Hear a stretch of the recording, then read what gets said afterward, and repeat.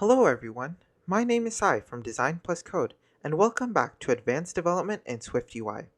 In this section of the course, we'll be building the profile screen before we delve into all the fun backend stuff like core data, CloudKit, and in-app purchases. We'll start building this profile card and as well as this sign out button. So let's get started. Starting off, I'll remove the text view and instead add a Z-stack. The first view in the Z-stack is going to be an image view, much like how it was earlier. Here the image is going to be background 2. It's going to be resizable, and it's going to have an aspect ratio of .fill. And we'll make sure that edges ignoring safe area is set to all so it can spread to all edges of the device. The next view is going to be a vertical stack, for us to vertically align our elements. We'll also include another vertical stack, and this time adding some parameters, making sure that it's set to leading, and the spacing is set to 16 points. I'll remove this content placeholder and instead just add the curly braces. Inside of this, I'll add an H-stack with the spacing of 16 points, and the H-stack is going to first have a Z-stack. This Z-stack is going to be where we place our profile picture.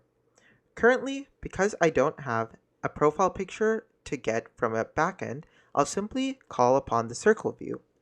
Here, the circle view is going to have a foreground color, where the color is going to be a color view set to pink -gradient -1. Next, we'll make sure to frame the circle so it's not too big. The width is going to be 66 points, as well as is the height, and the alignment is going to remain a dot center. Next, I'll call an image view, so we can use an SF symbol as a placeholder. We'll be using the person.fill SF symbol. And instead of a black colored icon, which doesn't contrast well against its background, we'll make sure that the foreground color is set to white. Furthermore, we'll also increase the size, so we'll set the font of this SF symbol to be .system, making sure that the size, weight, and design are set to 24, .medium, and the design is set to .rounded. Let's make that 24. Alright. Now that we have the fundamental views of our profile picture out of the way, I'll make sure to frame the Z-stack such that the frame is set to 66 points as well as the height, and we'll make sure that it's set to center. Next, underneath the Z-stack, I'll add a vertical stack view, and I'll make sure that its alignment is set to .leading. So I'll type alignment .leading. Inside of this view, I'll add text, and for now, I'll just put my name. I'll make sure to format this text view such that the foreground color is set to .white, the font is set to .title2, and the font is going to be bold. I'll also add the view profile view we saw over here, and I'll make sure that its foreground color is set to white with an opacity of 0.7. Furthermore, I'll make sure that the font is set to the footnote style. Alright, so we can slowly start to see the resemblings of the content inside of our card. After the vertical stack, I'll add a spacer inside of our horizontal stack, and this is going to be where we add the settings button now that will give us a way to segue over to the settings view. So I'll type button and make sure to use the action and the label parameters. Right now, I'll just say segue to settings. And the label is going to be a view which we already created. The view is going to be the text field icon. Here, I'll make sure to set the icon name and the currently editing. The icon name is going to be gearshape.fill. So we'll be using the SF symbol known as gearshape.fill. And because we want our text field icon to glow all the time and it won't be edited, I'll make sure to set currently editing to a constant value with .constant and setting it equal to true. Now that we have our horizontal stack out of the way, next what I'd like to do is add the divider we see over here. So right before this, I'll type rectangle, making sure to give it a frame such that the height is 1 point, and that it has a foreground color of dot white with an opacity of 0.1. After this rectangle view, I'll type text, and then I'll say instructor at design plus code. As usual, we'll need to format this text view, and I'll be using the foreground color of white and a font of .title2, making sure that it's bold. After the bio, I'll also add a label. And this label is a rather new view, and it's going to show a calendar, and it's going to show the number of certificates we've earned. So I'll make sure to add the title and the system image parameters. The title is going to say awarded 10 certificates since September 2020. And the system image is going to be an SF symbol with the name calendar, as shown over here. I'll make sure to style it such that the foreground color is set to dot white with an opacity of 0.7, and we'll also make sure to set the font to dot footnote. Alright, now that our content view is getting into shape, after this label, I'll make sure to add another divider. It's going to be another rectangle where the frame such that the height is set to 1 point, and it has a foreground color of dot white with an opacity of 0.1. Now after we set the rectangle view, taking a look, we need to add a Twitter and the user's website, as well as the sign out button. And lastly, making sure our content looks like it's inside of a card. So after this curly braces, I'll make sure to add a horizontal stack for the accessory links. It's going to have a spacing of 16 points. Inside of this horizontal stack, I'll make sure that I add the image of Twitter, which is going to be the Twitter icon. It's currently a big black icon, but we can resize this and make sure that we give it a foreground color of dot white with an opacity of 0.7. I'll also make sure to set the frame of this such that the width and the height are 24 points each. The next view I'll add is the website view, which I will denote with an image view using an SF symbol such that the system name is link. Just like earlier, I'll make sure to set the foreground color to dot white with an opacity of 70%, and I'll also make sure that the font is set to dot system with the size of 17, a font weight of semi-bold, and a design of dot rounded.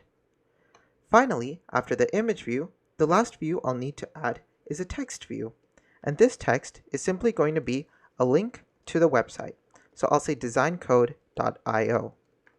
I'll make sure that I give it a foreground color of 70% opacity for the color white, and I'll also make sure to set the font to dot footnote. I see where I went wrong. I'll remove this H-stack and paste it right underneath this rectangle view such that all of our content is now towards the leading side. And because it's so close to the edges, I'll make sure to add a padding value of 16 points so they're not spread out all the way to the edge. Next, I'll need to add a gradient button view. This button view will have a button title of Purchase Lifetime Pro Plan, and the button action for now is simply going to say print IAP. After this gradient button view, I'll make sure to give it a horizontal padding such that it's going to be 16 points to the left and to the right, so it's not all the way to the edge. After that, I'll need to add a Restore Purchases button. So I'll type button and make sure to use the action and label parameters. The action is just going to say print restore for now, and the label is going to be much like the sign up and sign in secondary button we created earlier. This is going to be very simple. All I'll need to do is type gradient text and make sure to pass the parameters text, which is going to say restore purchases. Furthermore, I'll make sure that the font is set to dot footnote and dot bold. Underneath this button, I'll make sure to add a bottom padding. So I'll say dot padding and then dot bottom, and I'll give it the default padding, so I'll remove the constant that's there. Lastly, I need to make sure that all of this looks like a card, because currently it's on a clear background. So underneath the first ending curly braces underneath the bottom padding, I'll type dot background, and I'll make sure that the view is going to be a rounded rectangle view. Here, I'll set the corner radius to 30 pixels. Next, I'll give it a stroke of color.white with an opacity of 0.2 or 20%. Next, we'll add another background property to the rounded rectangle. This is going to be a color of secondary background, only this time the opacity is going to be 0.5. Underneath this, I'll make sure to add another background using the visual effect blur view from Apple. Here, the blur style is going to be .dark. And finally, I'll add one more view modifier, and that's going to be the shadow. Here, the color of the shadow is going to be color with the name of shadow color. The radius is going to be 60, and the x value is going to be 0, and the y value is going to be 30. And that's a little bit too strong for a shadow, so I'll make sure to set the opacity of the color to 0.5. Underneath the background view modifier, I'll add a corner radius of 30 pixels, and I'll also make sure to give it a horizontal padding. So I'll say dot horizontal and remove the constant. If I run the preview now, we can see that we get the blur view along with our card and a great looking card, much like over here. The last thing I need to do is add the sign out button. So underneath the horizontal padding, I'll add a vertical stack. Here, I'll make sure that the vertical stack has a spacer since it's inside of the Z stack and we want it to appear at the bottom. After the spacer view, I'll add a button, and the button is going to have an action and a label. The action is simply going to say print sign out, and we'll see how to sign out later on. Now the label is going to be a little different. Unlike a text, it's simply going to be an image view. Only the image is going to be an SF symbol with a system name of arrow.turn.up.forward.iphone.fill. We can see that the button shows up over here. However, it's not in the right direction, and we'd like to make sure that we turn it around in the right direction. So I'll set the foreground color to white. I'll make sure to set the font to .system with a size of 15, a weight of .medium, and a design of .rounded. After the font, I'll make sure to set the rotation 3D effect. This is going to be alongside the Z axis this time. So I'll remove the Y value of 1 and set it to 0, and set the Z value to 1.0. Furthermore, the angle is going to be in degrees, and it's going to be 180 degrees. And we can see we've managed to turn this around to face the right side. Finally, let's embellish this icon inside of a circle. So I'll add the background view modifier, and I'll set it to circle. I'll add a set of parentheses, and make sure to give it a stroke of color.white with an opacity of 0.2 and a line width of 1 point. I'll also add the frame, which is going to be 42 points in width, 42 points in height, and an alignment of dot center. Finally, I'll give it the overlay. The overlay is going to be a view we've already used before, and this is going to be the visual effect blur view. Here, the blur style is going to be .dark, and we're going to give it a corner radius of 21 pixels. We'll also make sure that we set the frame of this to 42 in width, 42 in height, and make sure that the alignment is set to center. Last but not least, I'll need to make sure that we can see this icon. So underneath the V stack, I'll make sure to give it a bottom padding of 64 points. And last but not least, I'll make sure that the color scheme of this entire view is set to .dark because a lot of the view elements we use are dark. And so now, if I run the app, we can see we get a very nice profile view similar to what we have over here. I'll see you all in the next section. Thanks for watching and talk to you soon. Goodbye! Hello everyone, my name is Sai from Design Plus Code and welcome back to Advanced Development in SwiftUI. In this section of the course, we're going to embark on a new chapter and I will teach you how to make our in-app purchase buttons operational. This of course means that I will teach you how you can add in-app purchases to your app, configure them inside of App Store Connect, and do all of this with just a few lines of code using a very neat tool called RevenueCat. RevenueCat is a very popular subscription platform that can be used on a variety of mobile apps on different platforms. With just a few lines of code, you can add in-app purchases to your application. And furthermore, RevenueCat offers a great analytical dashboard and data insights so you can focus on building your app. While we could use the standard Apple StoreKit framework, RevenueCat makes it easy to work with SwiftUI, and furthermore, if you want to expand to other platforms, it's a great tool to use. So we'll get started with adding RevenueCat to our application. If I close this tab, I can go over to the RevenueCat iOS repository. Here I'll copy the link, or you can copy it from down below. I'll head back over to Xcode, I'll select File, Swift Packages, and select Add Package Dependency. I'll enter the repository URL by pasting the URL I copied, and once the version has loaded, I'll make sure to click on Next and set all the settings to default.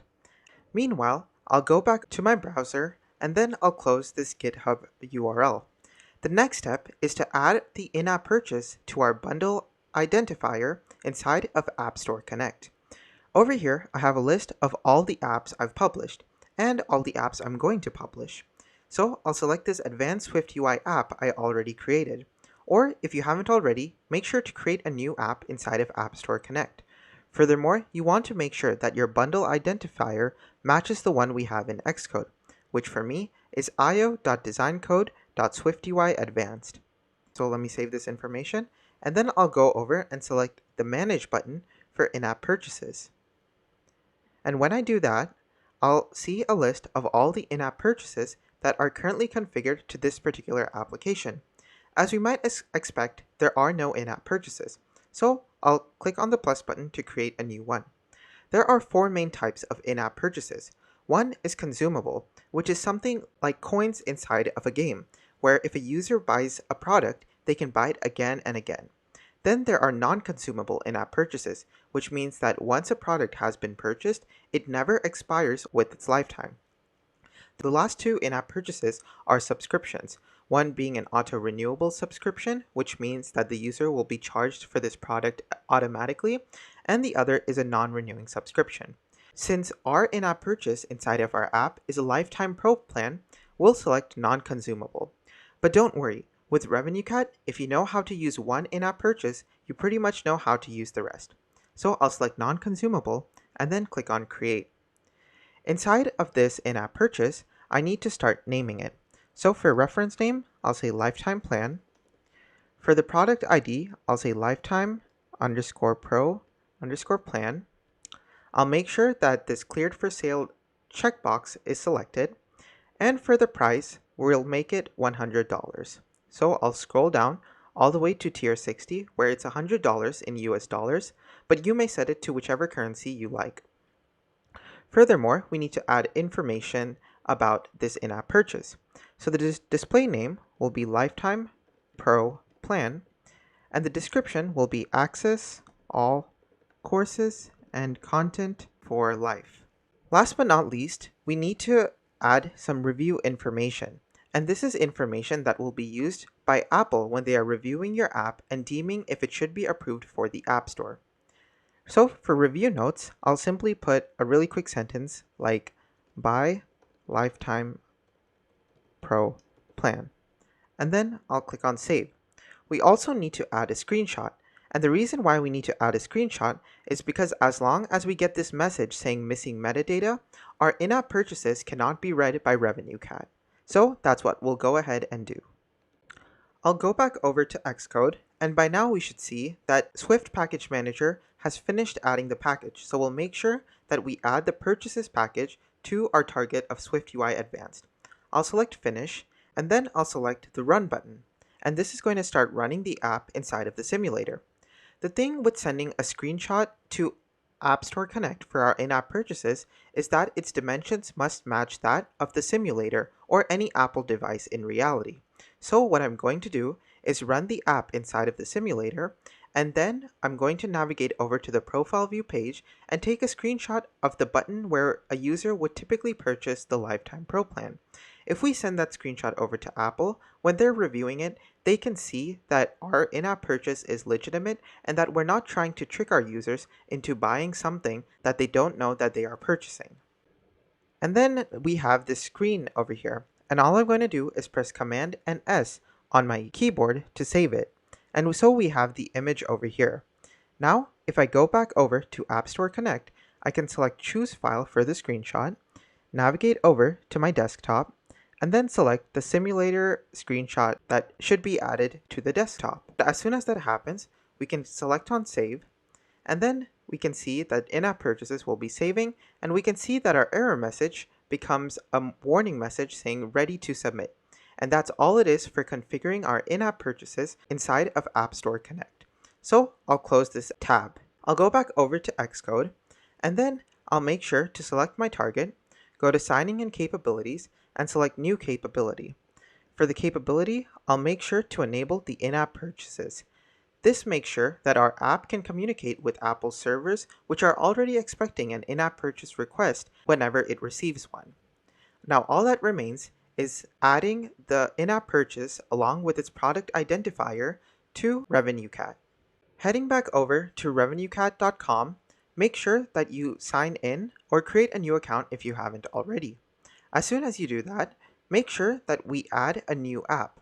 So I'll name my app, and this is going to be SwiftUI Advanced, and I'll make sure to add the app bundle ID, which is io.designcode.swiftui-advanced. Next, we'll be asked for the iTunes Connect app-specific shared secret, and the way we get that is going back over to App Store Connect, and then inside of the in-app purchases tab for our application, if I go over to in-app purchases, and where we get a list of all of our in-app purchases for our particular application, be sure to select the app-specific shared secret. I'll select this, and then we'll see that we have a shared secret, or we can regenerate a new secret. So I'll regenerate it, and then I'll copy this new secret. Now, if I go back over to RevenueCat, I can paste this iTunes Connect or App Store Connect app-specific shared secret, and then I'll click on Add. And that's it. Our new app has been added to RevenueCat. Inside of our application, we now need to add all the entitlements, offerings, and products offered as we have configured it inside of App Store Connect. Over here, it's going to be important that we get the right product ID, which for us is Lifetime Pro plan. I guess I forgot to add the E at the end. So I'll go over to Products inside of RevenueCat, and I'll select New Product. The identifier is going to be what I just copied, which is Lifetime Pro plan without the E, and the store is going to be App Store. I'll select on Add.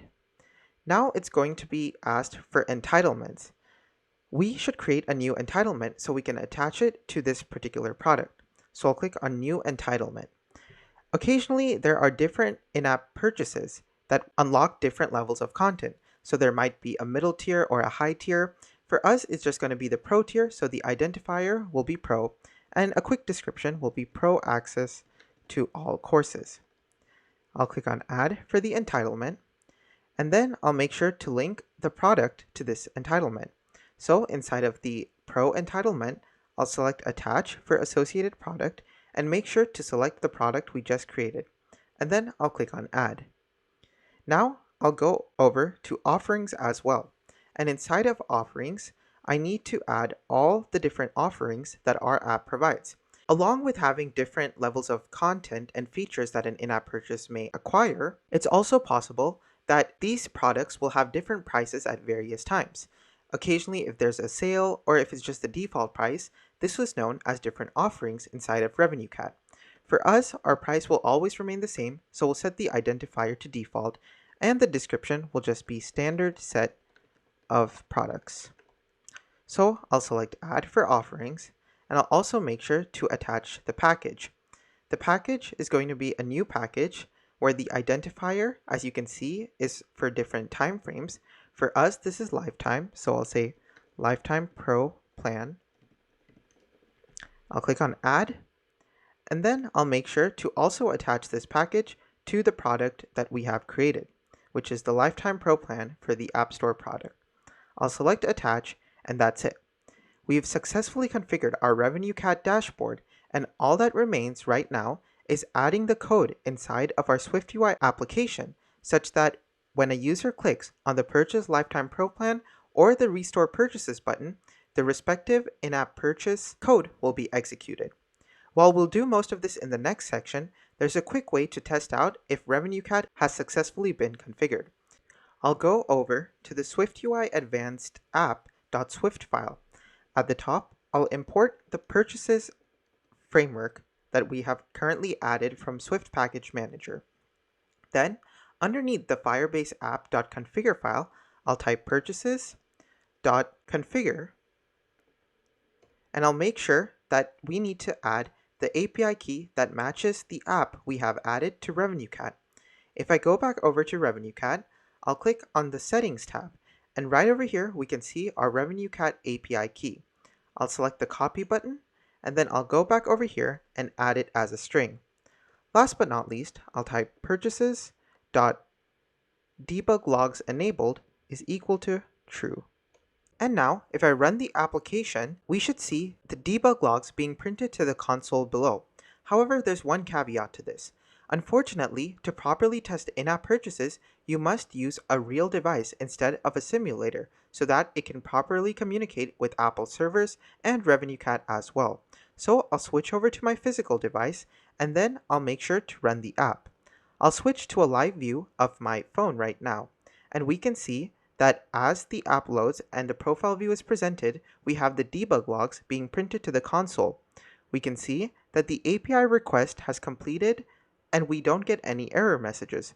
Furthermore, we get a successful message saying that we have retrieved the SK product and the SK product with the product ID of Lifetime Pro Plan. Isn't that great? In the next section of the course, we'll see how we can make both of these buttons functional and actually make requests to RevenueCat. So I'll see you all then. Thanks for watching and talk to you soon. Goodbye. Hello everyone. My name is Sai from Design Plus Code, and welcome back to Advanced Development in SwiftUI. In this section of the course, we'll be wrapping up our journey into in-app purchases by making these two buttons functional and adding the required RevenueCat APIs to our code. Before we do that though, let me recap by saying in order to properly test and make a sandbox purchase, you'll need to run the application on a physical device, so make sure that you're running your application on a physical device. Furthermore, when you make a purchase on a physical device, you can't make this purchase using the same Apple ID you are logged in with. For that, you will need a Sandbox Apple ID. If I go over to App Store Connect and make sure to go to the Users and Access tab and then go over to the Tester Sandbox, you can create a Sandbox Apple ID, which is sort of like a mock Apple ID that's only used for testing in-app purchases. In order to create this Apple ID, you just select the plus button and then you can fill out all of the information. However, when selecting the email, you have to choose an email that has not been associated with an Apple ID before. And once this Sandbox Apple ID has been created, you may only use it when you are purchasing in-app purchase. You cannot use it to sign in to a new iPhone or any other new Apple device. Otherwise, it will lose all of its sandbox testing properties. If you have successfully added a new tester, then if you go over back to your iPhone, you should be able to see inside of the settings page. If you go over to the App Store and then you scroll on down, you should be able to see a new section called Sandbox Account with the Apple ID associated with this. As mentioned in the footer text, this account will only be used for testing your in-app purchases while developing locally, and the existing App Store account will be used when you deploy your app to test flight. So with that out of the way, we can finally get started with building up the profile view and adding in-app purchases. Whenever we purchase a lifetime pro plan or want to restore purchases, the time required to communicate with the service can be quite extensive. So we probably want to show our users a loading indicator. So right before the body variable, I'll type add state private var show loader of type boolean is equal to false. And then I'll scroll all the way down to the bottom of profileview.swift, and underneath bottom padding of 64 points, I'll type if show loader, meaning if show loader is true, then display this view. The view that I'm going to display is going to be a progress view. And over here, I'll make sure to set the progress view style to circular progress view style and add an empty set of parentheses. Now, if I go back all the way to the top and then select make sure show loader is equal to true, and then click on resume application, we can see that as soon as the application has finished loading, and once we start running it, we can see that there is a loading icon in the middle. Alright, that's great for our purposes. Next, I'll scroll all the way down to our gradient button, which currently has the title Purchase Lifetime Pro Plan. Right now, it simply prints IAP, but we're going to change this by adding some of the RevenueCat API. In order to use the RevenueCat API, we'll need to import the purchases framework up above. Now inside of this button action parameter, I'll be typing the following. Show loader is equal to true, purchases dot shared dot offerings, and inside of the completion handler, I'll create two new variables called offerings and error. And for the completion handler, I'll first check if let packages equal to offerings dot current dot available packages. So this will return all of the available packages inside of the variable packages. Then what I'll do is I'll say purchases dot shared dot purchase package, and the package that I will be purchasing is packages dot first. And we can use the dot first property because we have only added one in-app purchase product to RevenueCat. So I'll add an exclamation mark to make sure that packages dot first is explicitly set to letting our code know that there will be a value. And then for our completion handler, I'll create four variables. Transaction, which is going to be of type skProduct transaction. Purchaser info, which is a special type that just gives information about the purchaser. An error in case an error occurs, and finally a Boolean variable called user cancelled, which is going to be true if the user has cancelled the purchase midway. Inside of this completion handler, I'll print each of these variables. So for transaction, I'll say print transaction, and then I'll make sure that the transaction variable is sent, and I'll copy this and paste it 3 more times and do the same for each of the following. So I'll say purchaser info and pass the purchaser info variable. I'll do the same for the error in case an error happens. And lastly, I'll do the same for user cancelled. And the reason why I'm adding these print statements is so that in case you ever encounter an error, looking at these print statements can be very helpful in debugging and speeding up the workflow of your application.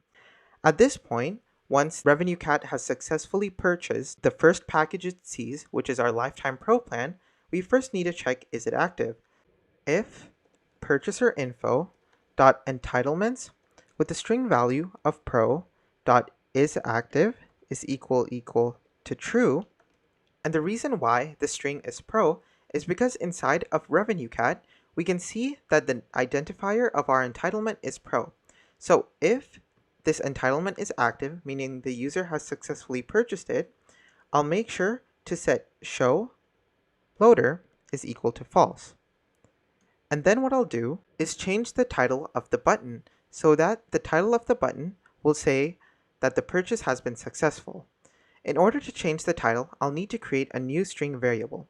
So at the top, I'll say add state private var IAP button title is equal to, and the default string is going to be purchase lifetime pro plan, and I'll set the show loader to false from earlier. I'll scroll on down to the button, and right now the button title has a default string, but I'll change this to IAP button title.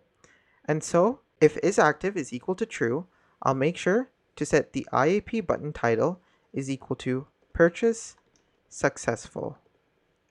Otherwise, I'll still set show loader to false, and I'll set IAP button title to purchase failed. Later on, I'll make sure to display an alert so that the title of the button won't change. I'll also make sure that the show loader is dismissed in case we can't get a list of available packages. So I'll add an else condition, and I'll just set show loader is equal to false. The next thing I need to do is add the restore purchases button. So I'll remove the print statement for restore and start adding the RevenueCat API. Restoring purchases is simple. I'll type purchases.shared.restore transactions, and I'll create two new variables called purchaser info and error. Next, I'll make sure the purchaser info is not nil. So I say if let info equal to purchaser info, and then I'll click else, add an else condition. And right before this, I forgot to add is I need to set show loader to true so that we can show the loading indicator. Alright, and inside of this if let condition, what I'm going to do is check if info.all purchased product identifiers, which is an array of all the products that have been purchased, contains, and then I'm going to see if one of the products inside of this array matches our lifetime pro plan, which I denote with its identifier, which in my case is lifetime pro plan, but for you I'm sure it's lifetime pro plan. So if it contains this, then I'll make sure to set IAP button title is equal to restore successful, and then I'll set show loader to false. Otherwise, which I add with an else condition, I'll set show loader to false as well, and here I'll set the IAP button title to no purchases found, so it could not be restored. And lastly, over here, I'll just say show loader is equal to false, and I'll say IAP button title is equal to restore failed. And that's all there is to adding in-app purchases and restore purchases to our SwiftUI application. So I'll save the file, select everything, and press Ctrl-I to properly format it, and then I'll start running it inside of the physical device. So I'll click Run, and then I'll switch over to QuickTime so you can see the live view of my phone. You can also notice that we're getting the debug logs over here, so this will be especially useful for debugging any errors we might occur. So first, I'll select Purchase Lifetime Pro Plan, and we can see that we get the spinning icon. Next, we're getting the typical sandbox IAP action sheet. And so I can click on Purchase, and then I'll need to sign in to this Apple ID. Once I have clicked on the Sign In button, we can see that the sandbox has successfully completed, the show loading indicator is still loading, and then we'll get a message saying you're all set, your purchase was successful. So I'll select OK, and then we can see the loader disappears and we get our button title changed to Purchase Successful.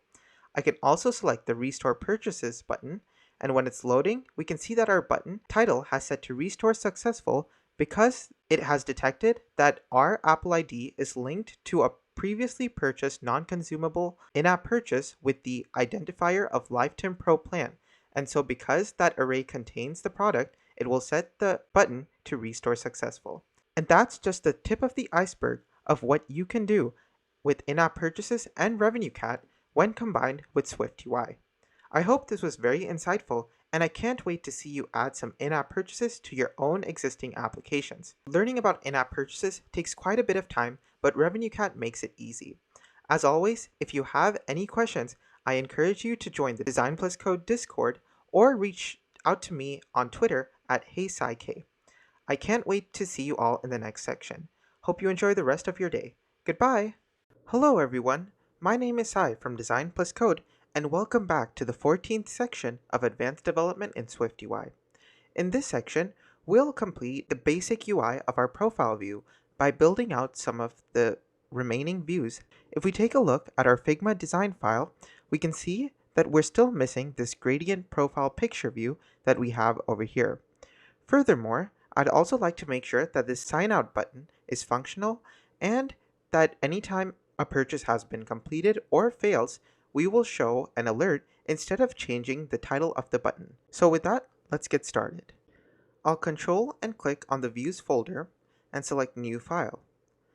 Then I'll select the SwiftUI view as the template and call this Gradient Profile Picture View and press Enter.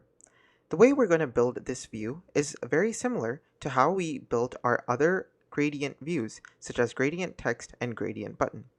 If I pin this view over here, I'll go over to gradient button, and then at the top, I'll copy the angle variable that's used to control the glowing animation, the gradient that will be used to glow, and then I'll go back over to the gradient profile picture view and paste these right before the body variable. I'll also add another variable called profile picture that we will manually pass, and this is going to be of type UI image. Once I have added this variable, I'll need to add the argument over here. So since we want the profile picture variable to be of type UI image, I'm going to make sure that the UI image is going to be named, and then I'll say profile, because if we take a look at our assets folder, we already have an image named profile.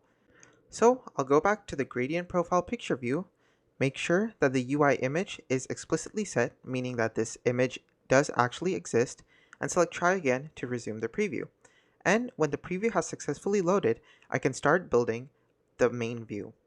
First, I'm going to embed this text view inside of a Z-stack.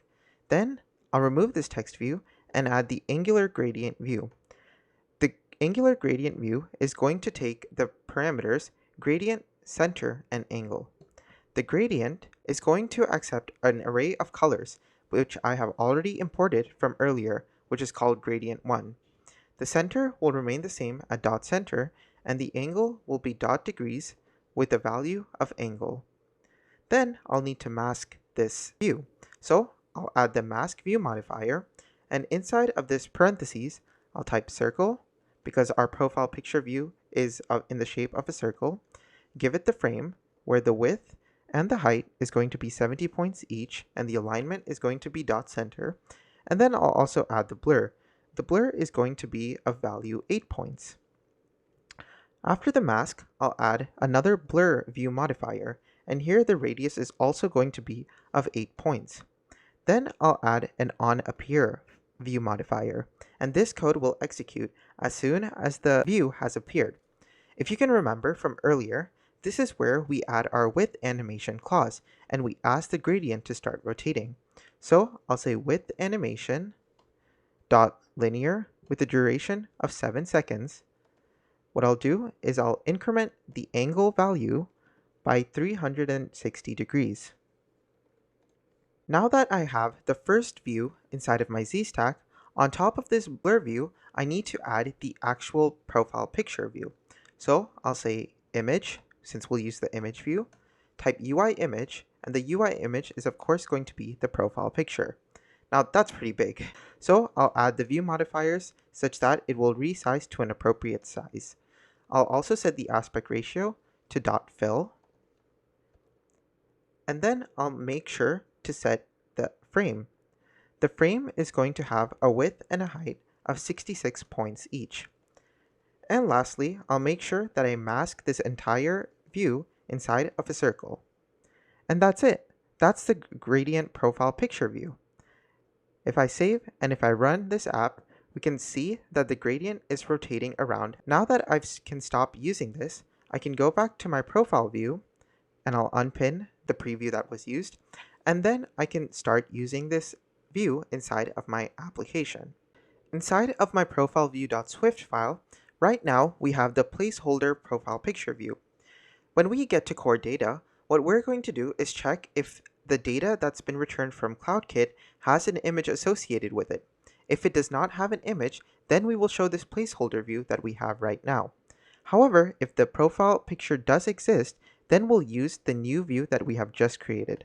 So I'll type gradient profile picture view, and in parentheses, I'll set the profile picture to the image that we get from CloudKit. However, since I haven't done that yet, I'll just make sure to use the profile picture that I currently have in my assets folder. I'll also set the frame such that the width and the height is going to be 66 points each. 66. And then I'll make sure that I add the exclamation mark, and we should see that our profile picture has shown up over here. Now the next thing I want to do is make sure that the sign out button is functional. So I'll scroll on down to where we have the sign out button, and that's right over here. And currently the action is just printing a message to the console. Instead, what I'll do is I'll type sign out and add an empty set of parentheses. And this is going to refer to a function that we will create that will sign out the currently signed in user. So if I scroll on down and right before the last parentheses, type func sign out, add a set of parentheses and then a set of curly braces, this is where I will sign a user out. So at the very top, I'm going to make sure that I import Firebase auth. And then when I scroll on down to the sign out function, signing a user out is very simple. All I have to do is type auth.auth.signout. However, because this function could throw an error, what I'd like to do is make sure that I try to sign a user out.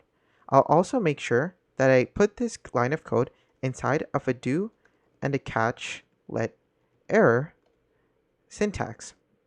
So what this says is that we are going to try to sign out a user, but in the event that it doesn't happen, then the code inside of the catch block will execute. And for now, we're just going to have it print the error.localized description. And so we can finally try this out right now. I'll click on try again to have our project build, and then we should see that the project will build successfully. And when it does, we can start running this application. And once I click sign out, the currently signed in authentication will sign the user out. And so if I go up to sign up view, it stays on the sign up page. However, if I currently sign in to the account we had earlier, you'll notice something is wrong with the UX. So I'll click password and then I'll sign in and we can see the profile view. However, if I sign out of the application, we can see that nothing happens. And so we would probably like our users to know that they have been signed out by dismissing the profile view. To do this in SwiftUI, it's quite simple. What we'll have to do is create a new variable. This variable will be of the environment variable, and we'll make sure that it is .presentation mode. And we'll set the variable name to presentation mode.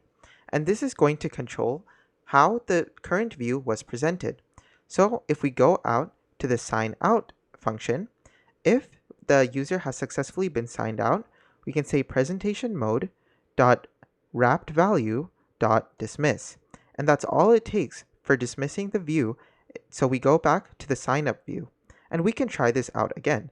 So if I go up to the sign up view and click on resume and then start running the application, we can see that if once again I sign into the application, then if I sign in, the profile view is presented, and if I sign out, we can see that it's dismissed, meaning the user has successfully signed out. Finally, all that remains is displaying all the alerts inside of our profile view. And for that, I can copy these three variables, the show alert view, the alert title, and the alert message variables. So I'll close signupview.swift and I'll paste them at the beginning of profileview.swift. Next, I need to go and change this everywhere where we might have printed a message instead of displaying an alert. So I'll go over to where we might purchase the Pro plan, and I'll remove these sidebars so we can see our code a little better. And right over here, I'll set the IAP button title. Instead of saying restore successful, I'll make sure to say you are a Pro member. And I'll also display an alert. So I'll set the alert title to restore success, and then I'll set the alert message to your purchase has been restored and you are a pro member. And then I will call show alert view dot toggle. I can copy this over these 3 lines of code and also paste them right below. Instead of changing the IAP button title, I'll simply use this string as our alert title. So I can put this over here, and then I could say your purchase has not been restored and you are not a pro member. I can also do the same thing down below, where instead of setting the IAP button title to restore failed, I can just use that same string for the alert title. And that was just for restoring purchases, but the same can be done for purchasing the Pro plan as well. Instead of setting the IAP button title to purchase successful, I can say you are a Pro member.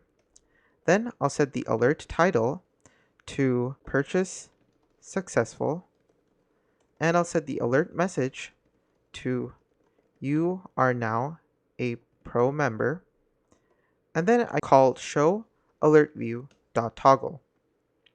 I'll do the same for when isActive is equal to false. So instead of changing the title of the IAP button, I'll make sure to just set purchase failed as the string value for alert title, and I'll say you are not a pro member. Lastly, I also need to configure it if the user fails signing out. So rather than printing the error.localized description, I'll set alert message equal to error.localized description. Right before that, I'll set the alert title to a simple uh-oh, and then I'll call show alert view dot toggle. And in order to actually display an alert, I need to add the dot alert view modifier. So underneath dot color scheme, I'll type dot alert. I'll set is presented to $show alert view.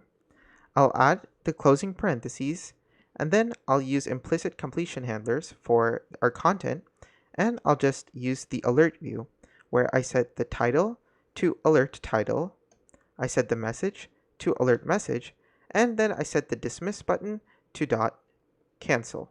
These values must be of type text, so I'll wrap both alert title and alert message in the text view, and that should have the code working. Now if we were to run our app on a physical device and then try to restore purchases or purchase something, you'll see that we get an alert, and that's it for this section of the course. In the next section of the course, we'll start to work on the settings view, so I'll see you all then.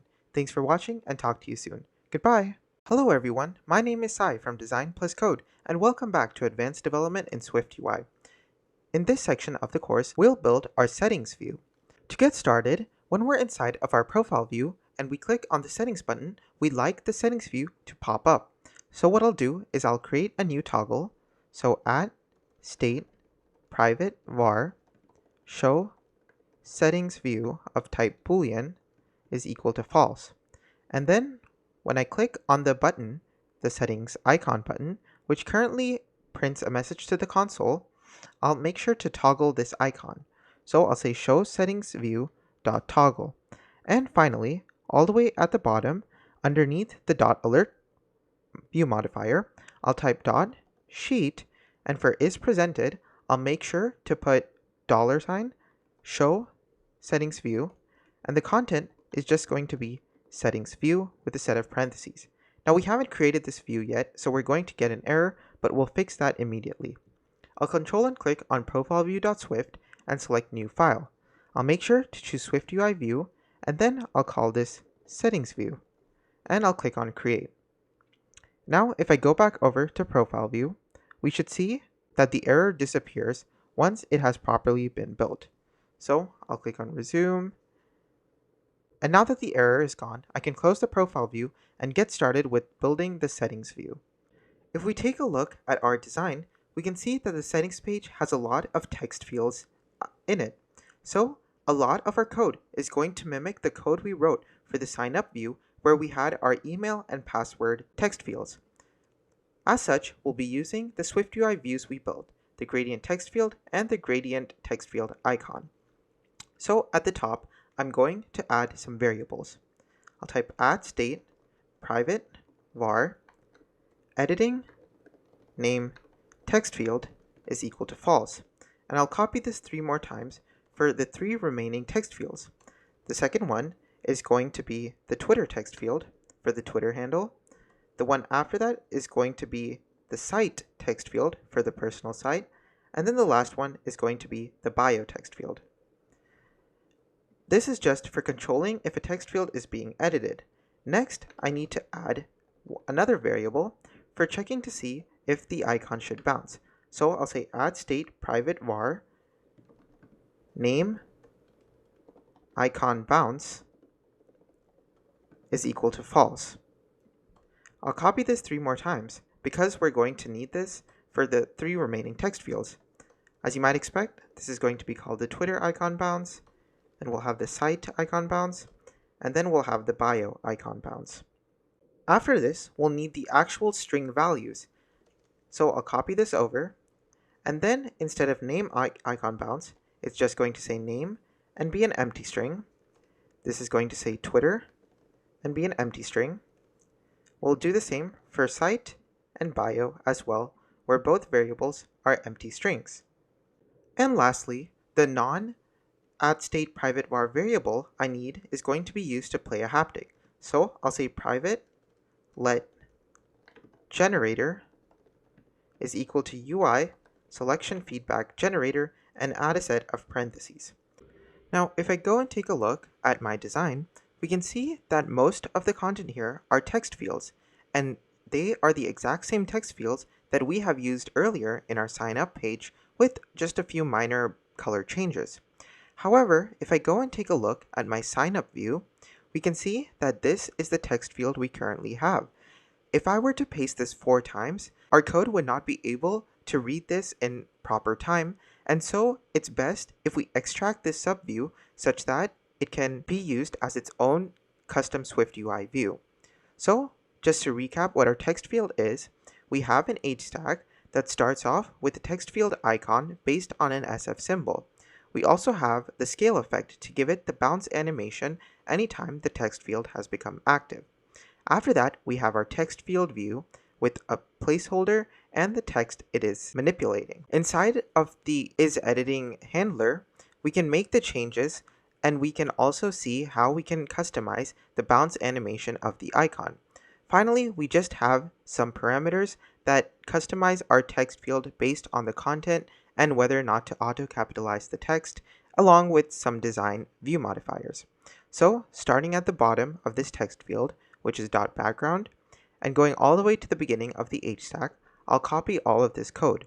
And then I'll open the Views folder, select New File, select SwiftUI View, and then I'll call this Gradient Text Field. I'll select Create, then I'll remove the text view and paste all of this code below. As you might expect, we're going to get some errors, so now we're going to fix them. To make our gradient text field more dynamic and not reliant on just static values like this envelope.open.fill SF symbol, I'll need to add some variables at the top. I'll type add binding var editing text field is of type boolean. Then I'll have another binding variable that is going to be the text field string, which is of type string, and this is going to be the string that the text field is changing. I'll have one last binding variable, and this is going to be the icon bounce, which controls whether or not the text field icon should bounce, and this will be of type boolean.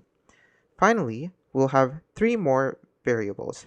The first is going to be the placeholder of the text field, so text field placeholder, and it's going to be of type string. And then we're going to have another one that says text field icon string, which is going to be the name of the SF symbol. Lastly, I'll create our generator so that we can play a haptic anytime the text field has become activated. Rater, and I'll set this equal to UI selection feedback generator with a set of parentheses at the end. The reason why there is no @binding state property behind each of these variables is because we don't need to pass the data backwards. And with our variables created, we can now start changing the custom values. So icon name will become text field icon string. The currently editing will be $ editing text field. The scale effect, instead of using an email icon bounce, will simply rely on the variable icon bounce. Instead of the email placeholder, we'll just pass the text field placeholder string, and the text is just going to be $ text field string. Now, inside of the isEditingCompletion handler, I'll remove the editing password text field where we set it to false, and instead of setting editing email text field to isEditing, I'll set this to editing text field is equal to isEditing. And inside of the bounce animations, I'll make sure to use icon bounce instead of email icon bounce. So this is just code we've seen before, but we're changing the variables to support the new variables which we have.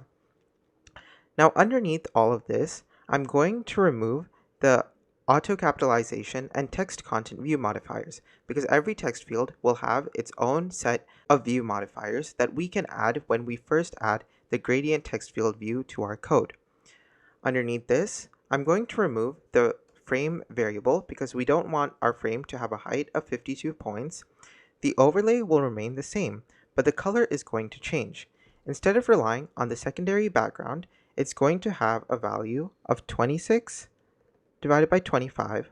The green value is going to be 20 divided by 255, and the blue is going to be 51 divided by 255. And it'll just have a corner radius of 16 points, but we'll keep the opacity at 100% and remove the 0.8 opacity. Next, I need to add the preview so that we can view how our preview looks. So for this, I'm just going to type .constant true. The text field string will just be .constant some string here. The icon bounce is going to be .constant false. The text field placeholder will just be test text field, and the text field icon string, I'll set it to text format.alt. And so I'll resume the preview, and then we'll be able to see the gradient text field. And here it is. We can see that this is how our text field looks, and it looks very similar to the text fields we have over here with just the background color changing.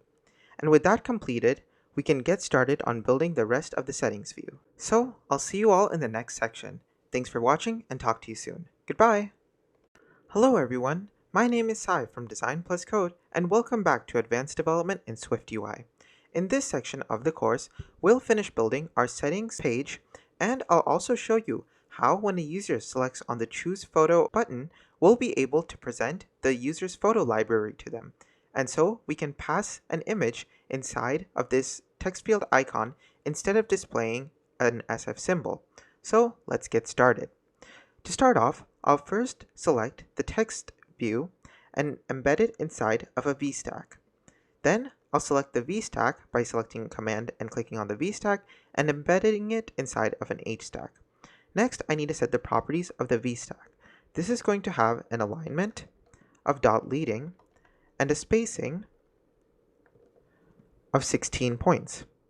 Furthermore, instead of the text being Hello World, it's going to be our title. So I'll set it to settings. And now I'll set the foreground color to .white. I'll set the font to .large title .bold. And then I'll set the padding to .top. So we'll give it the default padding at the top of the text view. Now I can't view this text view anymore, but that's because the background matches the color of the font. And so in order to make sure that we can see it, I'll make sure to set the background of the HStack to color, and it's going to be settings background. And so now we can see our text view, but I'll also make sure to add the edges ignoring safe area .all to our color view. Now going back to underneath the settings text view, I need to add the remaining text views. So the next one is going to be our subtitle, and it will have a string value of manage your design plus code, profile, and account.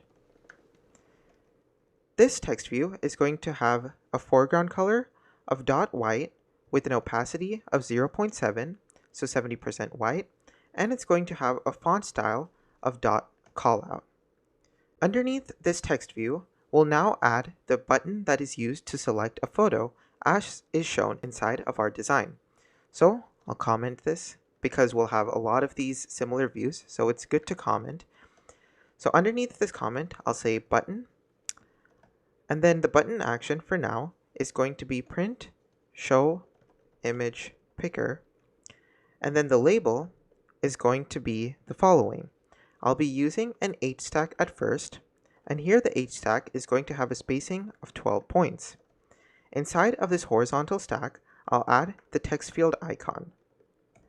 The text field icon will have the parameters icon name and currently editing.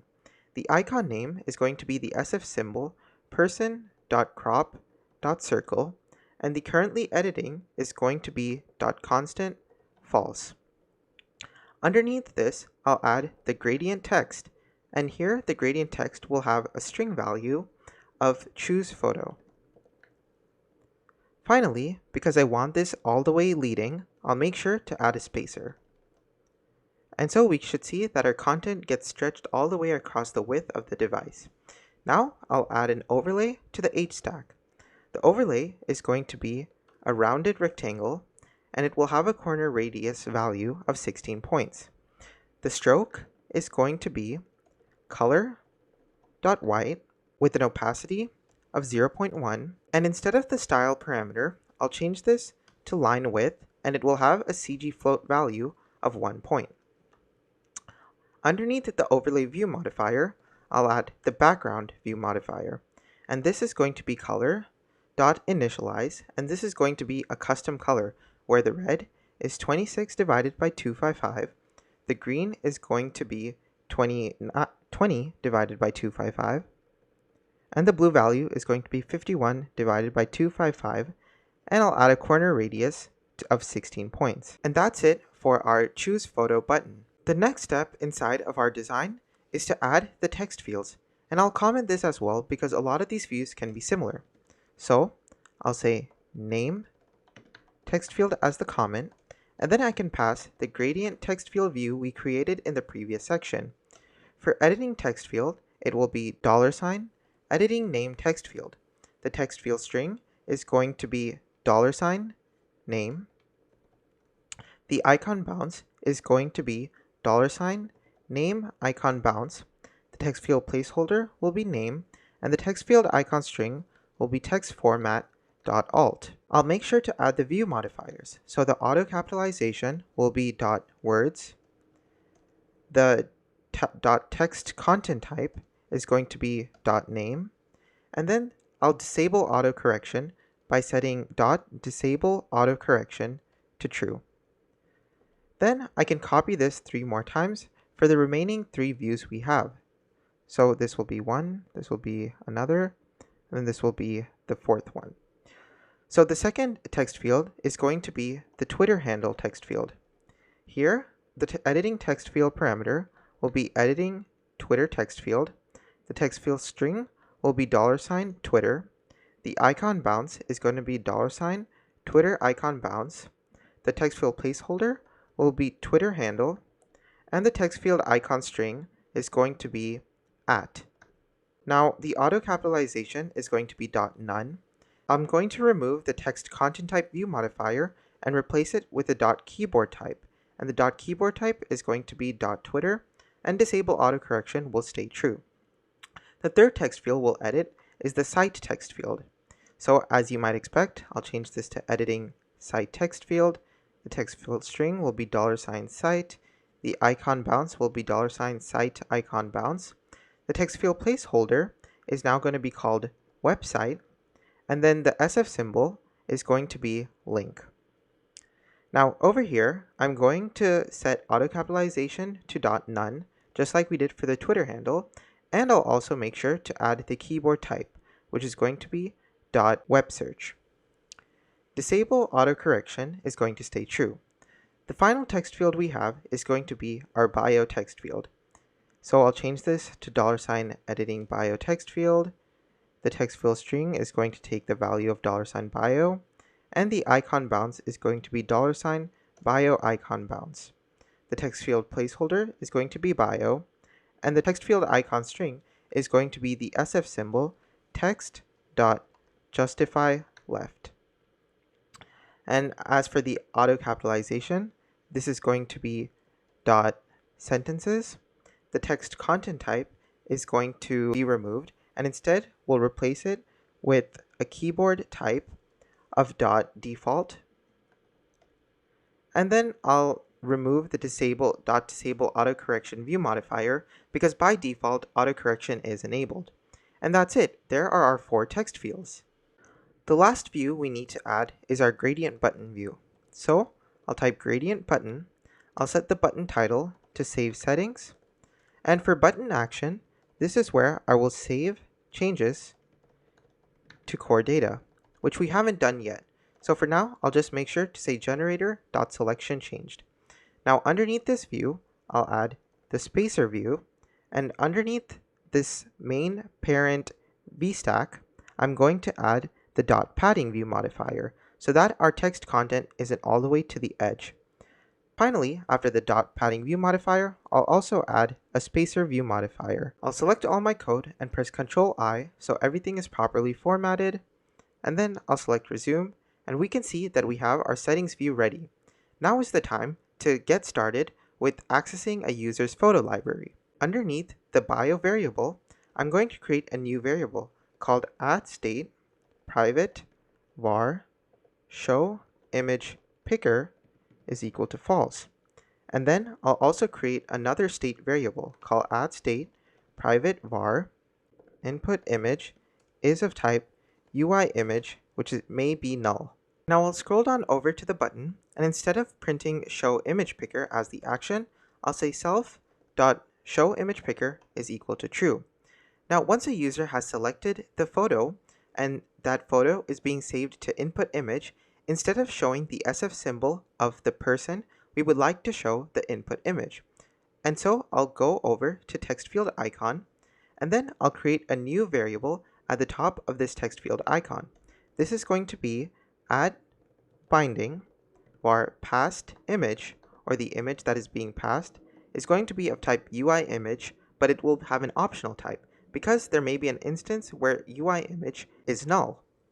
Now underneath this, if I scroll all the way down, currently you can see that we are using the image view as the SF symbol. However, if passed image exists, so say if passed image is not equal to null, then I will have to show an image view using the image that was passed. Otherwise, I'll set it to the SF symbol. So I copy and pasted that code into the else condition. And now into the if condition, I'll type image, UI image is going to be passed image.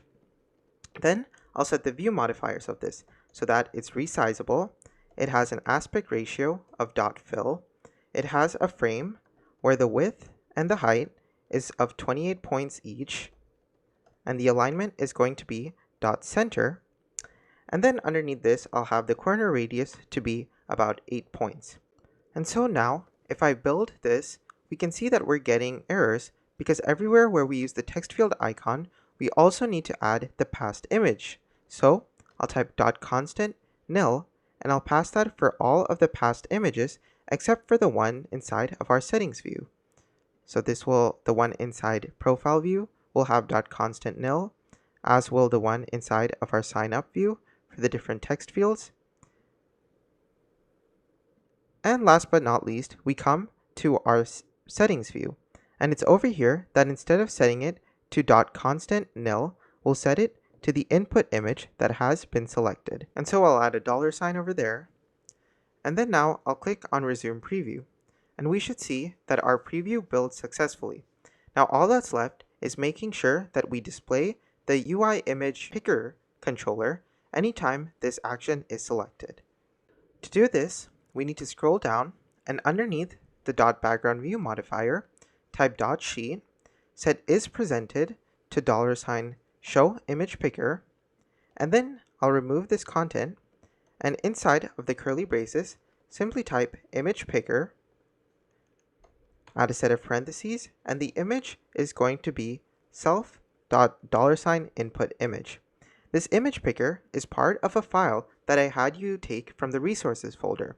It uses the UI view controller representable to present the UI image picker controller, and once a user has selected an image, it sets the add binding var image property to the image that was selected, passing it back to the settings view.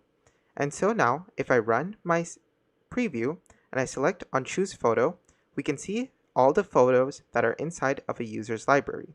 If I select a photo, we can see that we now have the icon displayed right over here instead of the SF symbol that was previously being shown. In the next section, we can get started with core data. Thanks for watching and talk to you soon. Goodbye. Hello everyone, my name is Sai from Design Plus Code and welcome back to Advanced Development in SwiftUI.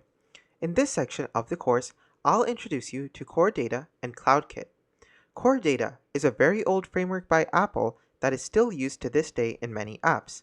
It's a framework that allows developers to create apps such that the app can persist and cache data on a single device. This gave developers a great way to save their application's permanent data for offline use or to even cache data for temporary use. And with the introduction of iCloud in the 2010s, Apple decided to add an option to merge core data and CloudKit. With CloudKit, you were able to store your application's data inside of a user's iCloud account so that everything could be synchronized across all of the user's devices. So if a user used your application on one device and saved some data or deleted some data, and if they went to the other device that had the same iCloud account, all that data would be automatically synchronized. With CloudKit, you get the CloudKit dashboard that gives you a detailed view of your app server activities, and you can inspect data and maintain your database schema. Furthermore, and a feature which I really appreciate that Firebase simply does not offer with its Firestore or real-time database solutions, is that you are given two databases, a development database and a production database. And so, if you make some errors or have some bugs inside your development database, your application that has been released to your users won't crash because they'll be using the production database. And the best part about CloudKit is its limits on data transfer and storage. You can see that even with 4 million users and almost a petabyte of storage, the total cost is zero. But that's not all. You can see that as I keep increasing the number of users, the total cost still stays to zero. And that's probably one of the best features of using CloudKit, apart from how it's built into the Apple ecosystem. And so with that, let's get started with adding CloudKit and Core Data to our application. When we first created this project, we asked the project to use Core Data and CloudKit, and this created the persistence controller struct inside of the persistence.swift file. This is a shared structure that makes it easy for us to access the different containers inside of CloudKit and Core Data. You can think of a container as exactly what it is. Because users use multiple applications and each application contains its own data, a container is a specific segment inside of a user's device or iCloud account that stores all the data related to this application.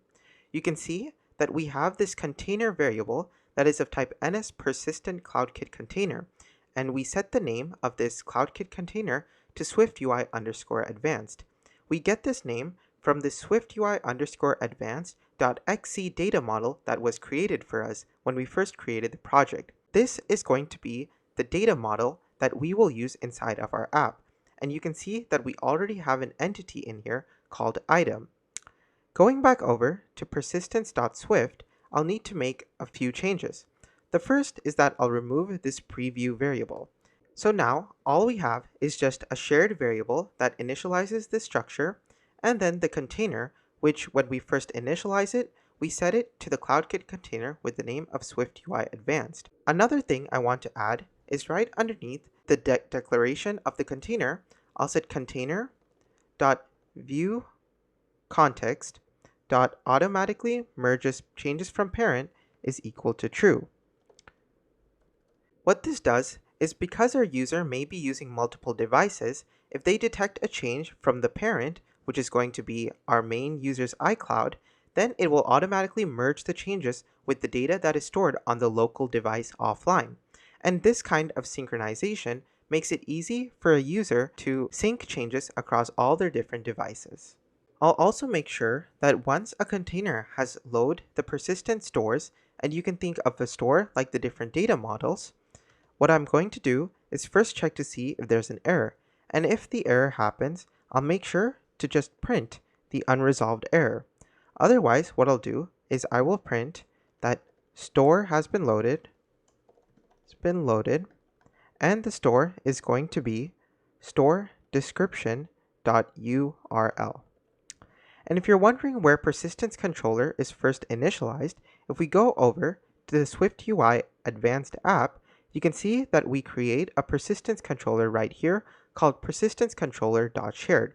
So when we first initialize this runs the initialize method inside of the persistence.swift and will load up a container from CloudKit and see if there is any data conflicts between the data that is saved on the local device and the data that is saved in the cloud. And if there is, it will merge the changes such that the conflicts are resolved. Finally, we will load the persistent stores, meaning we will load the stores so that our application can start reading, writing, creating, and modifying the data needed so that our application can start saving its data to core data. So you may be wondering, how do we save data to core data? And for that, I refer you to the XCData model. Over here, we have different objects called entities, and you can think of an entity like an object, where every entity has its attributes or the different properties that we choose to save. I'll remove this item entity, so I'll delete it, and then I'll click the new entity button over here. I'll call this account, because we will want to save all the different attributes inside of an account. So I'll create a new attribute. The name of this attribute is going to be bio, and it's going to be of type string. And this is going to refer to the bio that a user saves inside of the settings view that we created a few sections ago. And I'll have to do this for all the different attributes. So we have the bio attribute.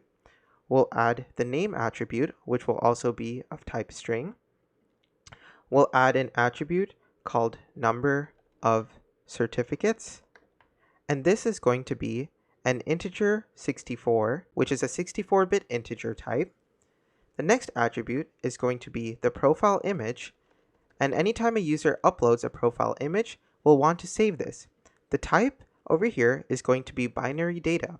And so what we'll do is we'll take the image and convert it to data and then upload it to core data so that core data can send it over to CloudKit. After the profile image, we'll have another attribute called pro member, and this will check if the user is a pro member. For this, we'll use the Boolean type. After pro member, we'll save some of the general settings, such as the Twitter handle, which is going to be of type string.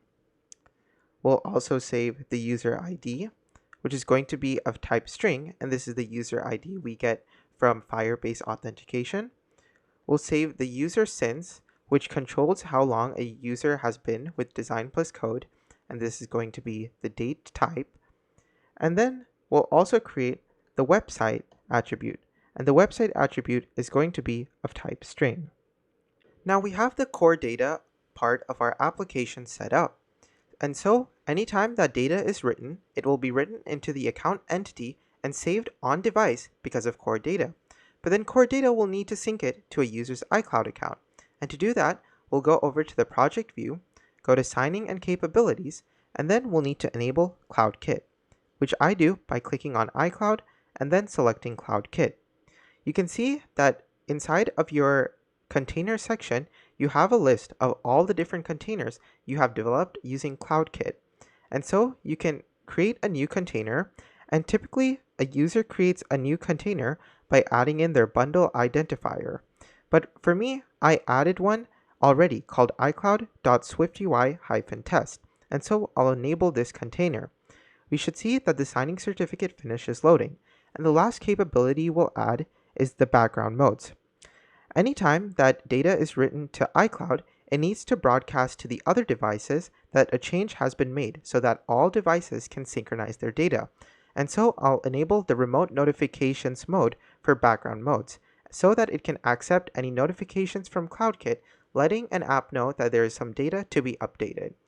And now if I go back to my browser, I'll go to icloud.developer.apple.com/dashboard. And over here is the dashboard, the CloudKit dashboard that gives us a list of all the containers that we have along with the data and the schema.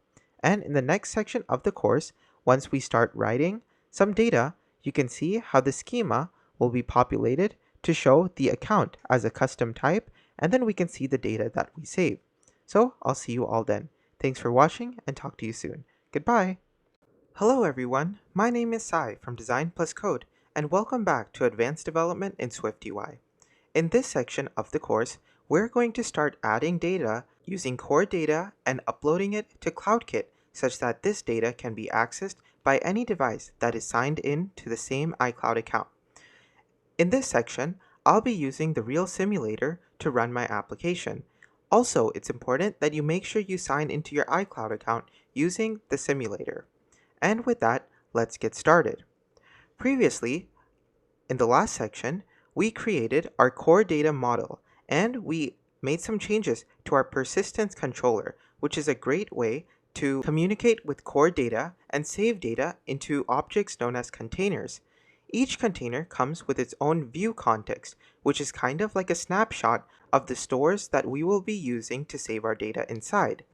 If we go to SwiftUI Advanced App.Swift, here we can see that we create our persistence controller using a singleton, and when we first initialize signup view inside of our SwiftUI view, we pass the managed object context environment and set it to persistence controller.container.viewContext. And so we will use that view context inside of the signup view. What we want to do is make sure that whenever a user creates a new account and signs in, as we enabled inside of this .onAppearView modifier, rather than simply showing the profile view immediately, we are going to save the data to core data over here and then write it over to the view context. And when we save data to the view context and ask view context to save, then it will save it to core data and core data can upload it using CloudKit. And so with that, we'll begin by creating a new variable before the generator variable. I'll type @environment \managed object context private var view context. And what this is doing is creating a new variable called view context that is equal to the managed object context inside of this view's environment. This is very similar to how inside of profile view, we use the .presentation mode environment to control the presentation mode of the current view. The next variable I'll create will use the @fetchRequest property wrapper, and after adding an open set of parentheses, I'll pass the parameters sort descriptors, predicate, and animation. Sort descriptors refer to how we want to sort the data we fetch from core data. And so this is going to be an array of ns sort descriptors. And so inside of an array, I'll type ns sort descriptor, and then I'll pass the parameters keypath and ascending. The key path will be \account.userSince. An account over here refers to the core data entity we created in the last section. Now going back over here, I'll set ascending to true, meaning we want to get the first account that was created. I don't need any predicates, so I'll simply remove this parameter, and for animation, I'll set this to .default. Then, after this fetch request, I need to create the name of the variable. So this will be private var saved accounts, and it will be of type fetched results, and then I'll pass account inside brackets. And so what we're doing with this variable is that we're asking core data to fetch all the results it has inside of its database that match the account entity and to store it inside this variable called saved accounts. Now that we have our variables created, our view context for communicating with the core data stores, and our saved accounts variable, which will contain all of the results of the account entity, we can start to add data to core data. So I'll scroll on down to the .onAppearView modifier we have underneath our gradient button. And inside of this, I currently just check if user is not equal to null, then to show profile view.toggle. However, I'm going to remove this code right now. First, I'm going to say if let current user equal to user, meaning if there does exist a user and it's not nil, set current user equal to this value. Then I will check if saved accounts.count is equal to 0, meaning if the results we get from core data is equal to 0 and that an account has not been saved to core data yet, it's in this completion handler that we will need to add data to core data. And so what I'll do is I'll first create a new variable called let user data to save is equal to account, where the context of account is the view context variable we created earlier. And over here, I could start setting the attributes.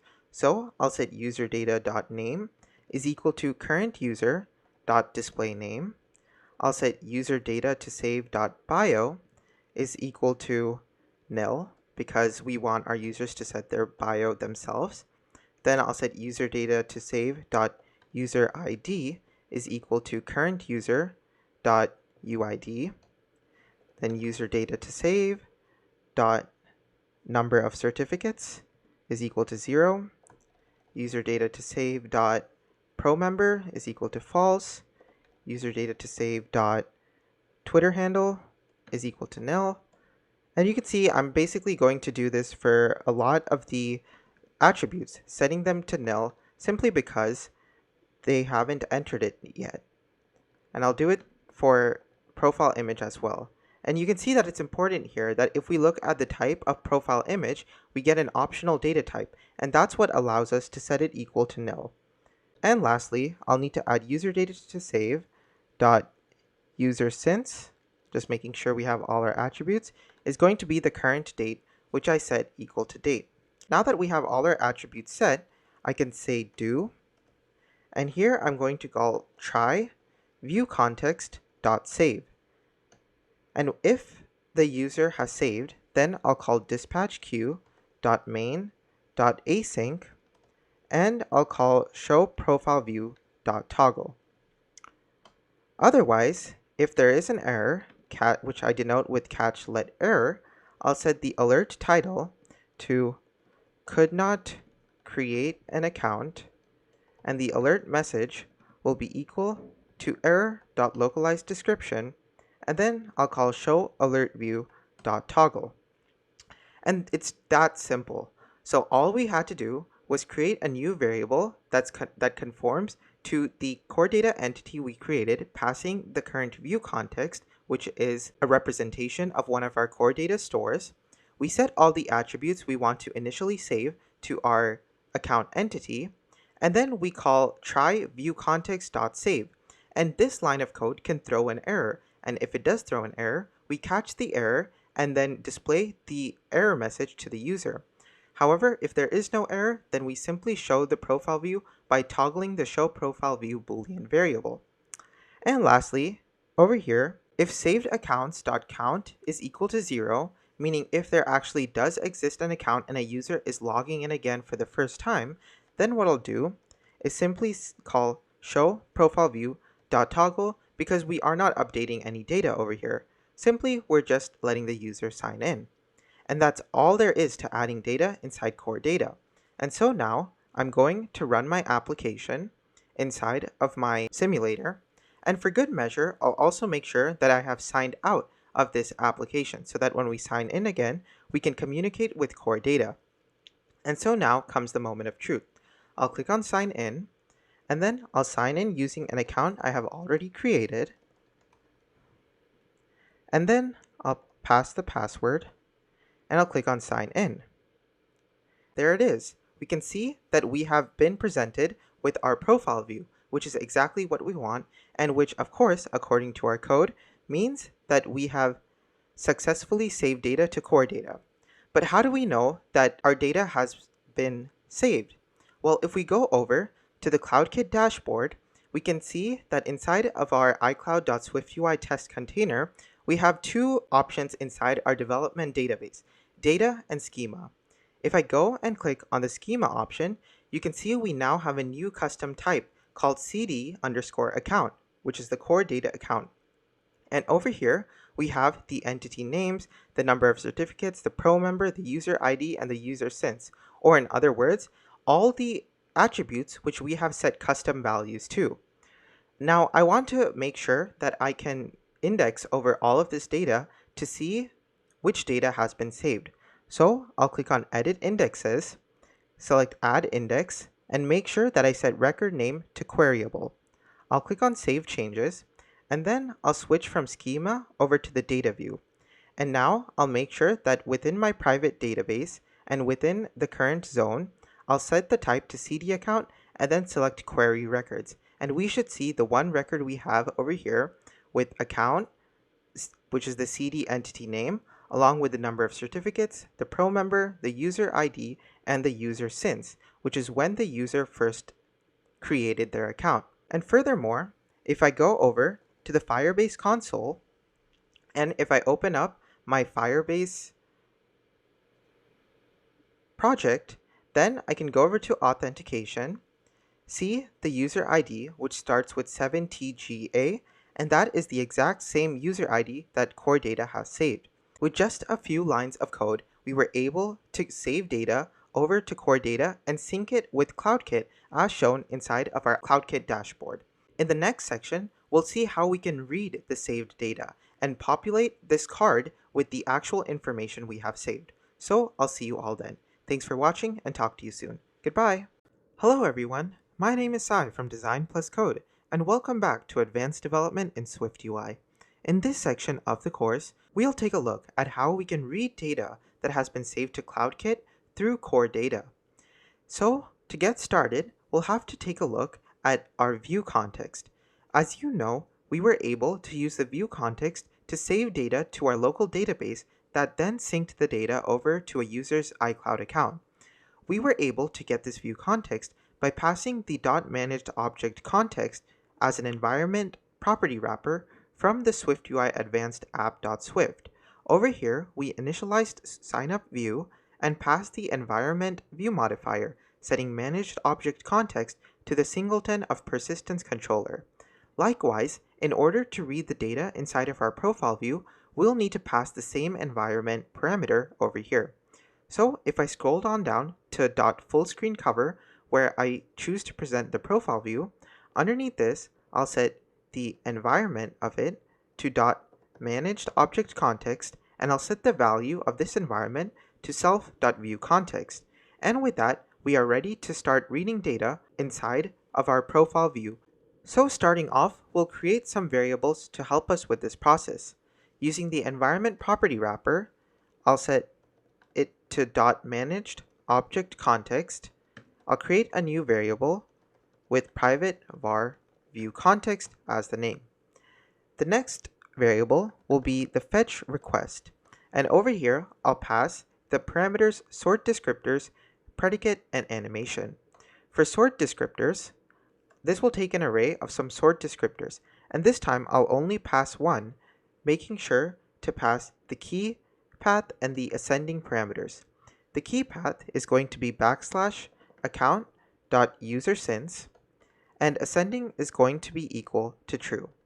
As for the predicate this time, I'll add an NS predicate over here, and I'll make sure to set NS predicate to the following parameters.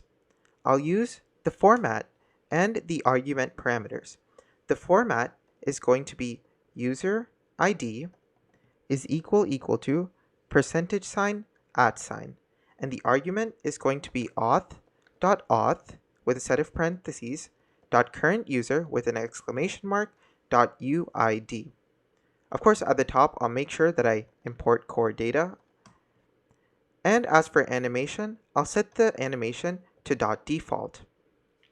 Now over here, what we mean by the predicate is that we are filtering through all of the results that have been returned and only returning the ones where the user ID of the account entity that has been returned is equal to, and this %@ means to look at the argument.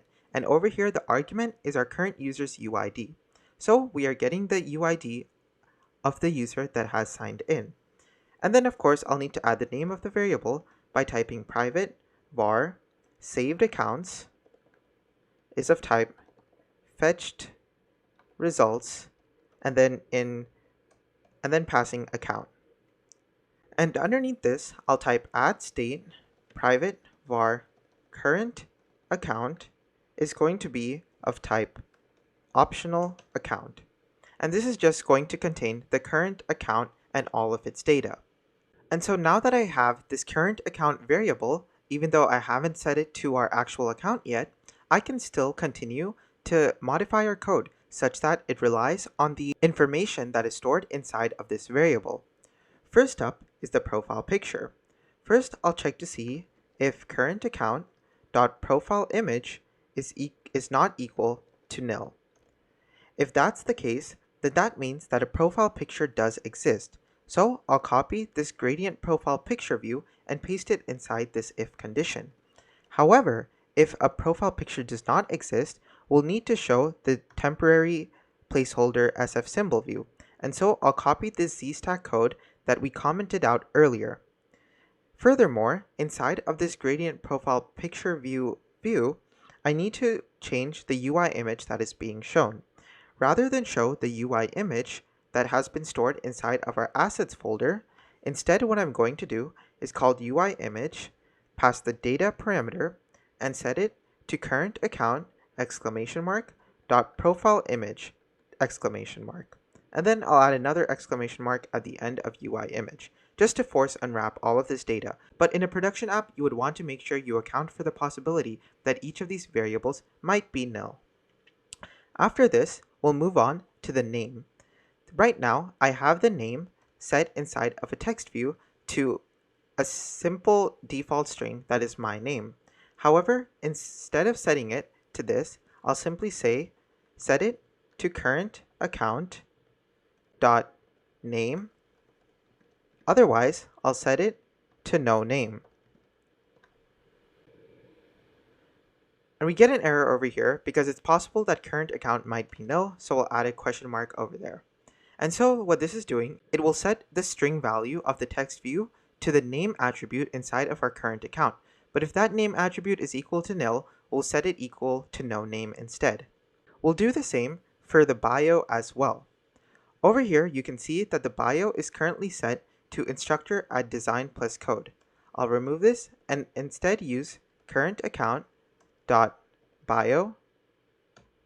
And if that is not the case, then I will simply add no bio. Next comes the certificates view, and this is going to be a little more intensive.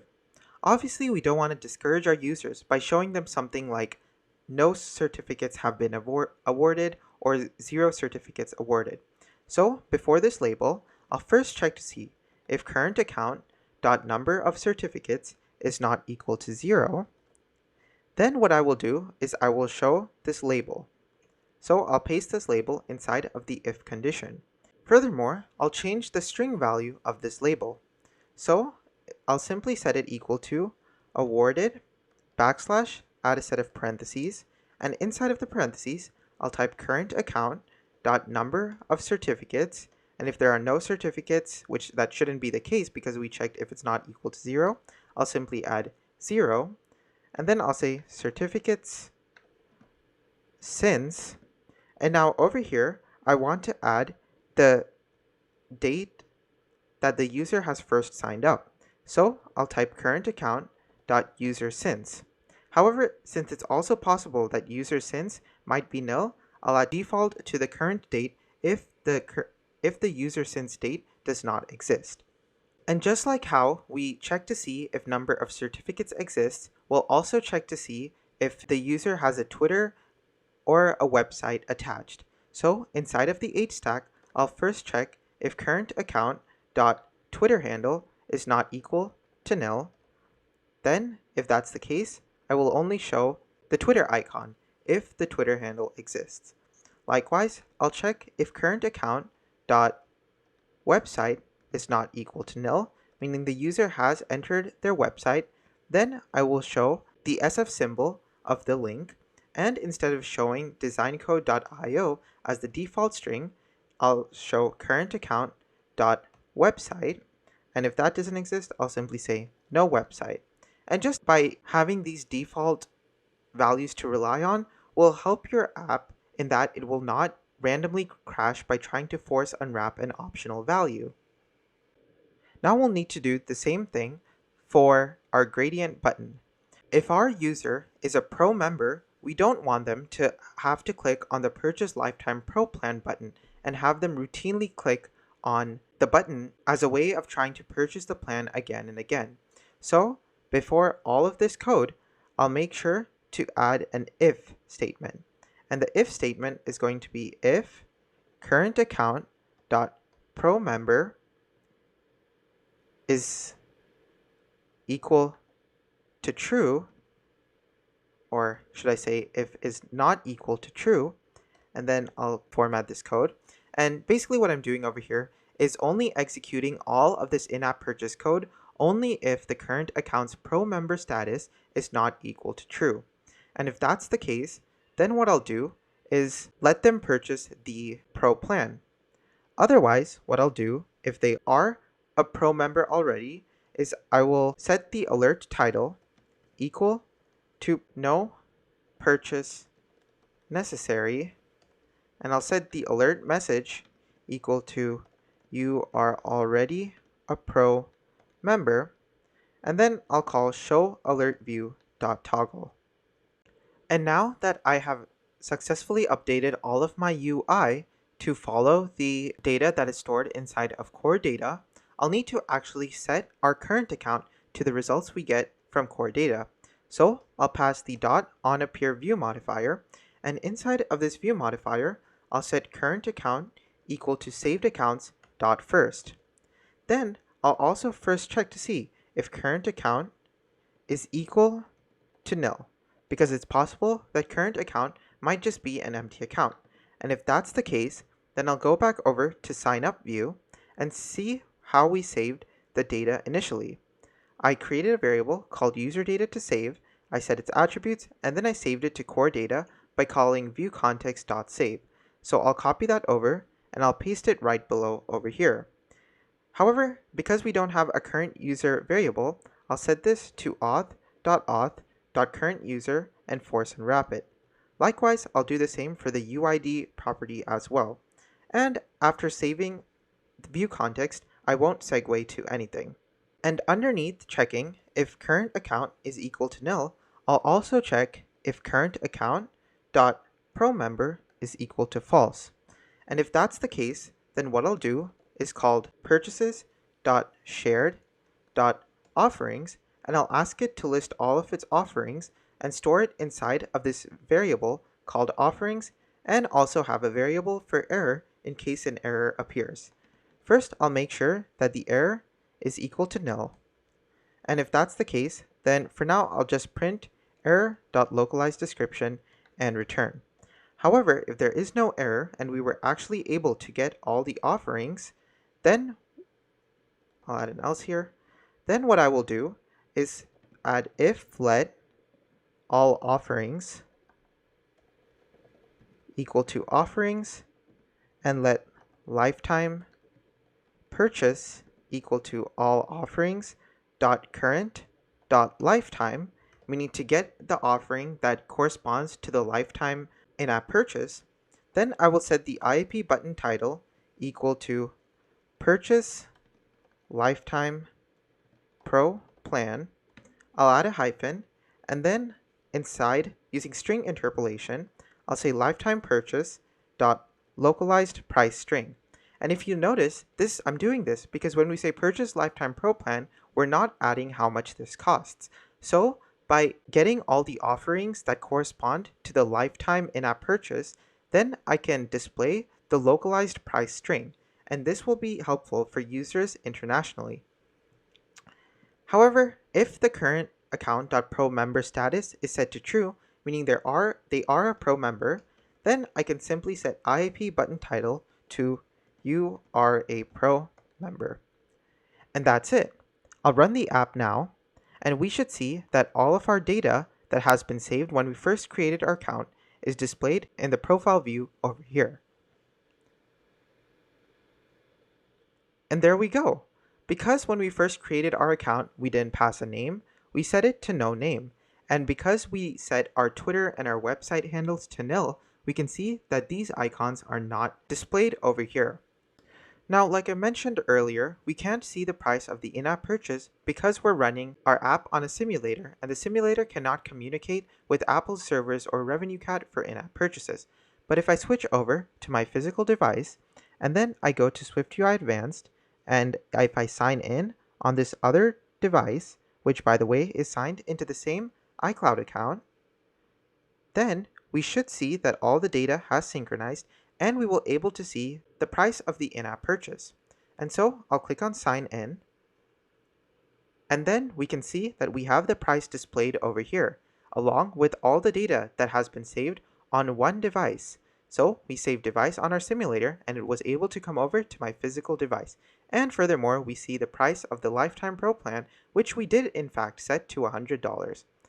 In the next section of the course, we'll see how we can update our data using the settings view, and furthermore, we'll see how we can update the data from the profile view, such that when a user purchases a Lifetime Pro plan, how we can update our account to include this change. So I'll see you all in the next section. Thanks for watching and talk to you soon. Goodbye!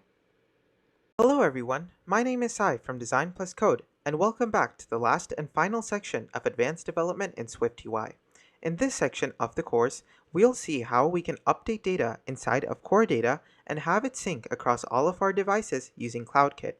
We'll do this by using the settings view and having users update information like their profile picture or their name or their Twitter handle, and then when we save the settings and dismiss this view, this profile view card will be updated.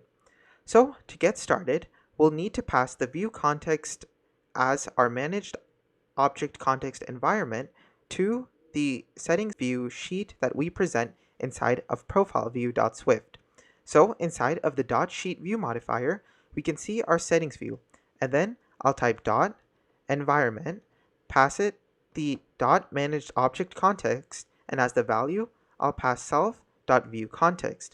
Furthermore, scrolling up, I'll also need to use the same three variables inside of settings view. So in the interest of time, I'll copy these three variables, the view context, which is a representation of our core data store, the saved accounts variable, which is a list of all the accounts we fetched using core data, and the current account variable.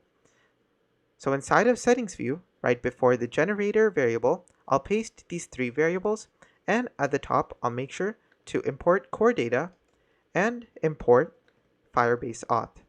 And with that, I can get started. Currently, if we go over to the settings view, we can see that all of these text fields are currently empty. But if we want a user to edit the currently saved names or bios that they have, we probably want to display that information first so that they can make any edits to it if the edits are pretty small. So underneath the .sheet view modifier, I'll add a .onAppear view modifier. And inside of this view modifier, I'll first set current account equal to saved accounts.first. Then I'll check that self.name is equal to current account.name. And if you remember, this variable self.name corresponds to the text that is going to be inside of the name text field. However, because current account.name might be nil, we'll make sure to pass a default value of just an empty string. I'll do the same for the remaining text fields.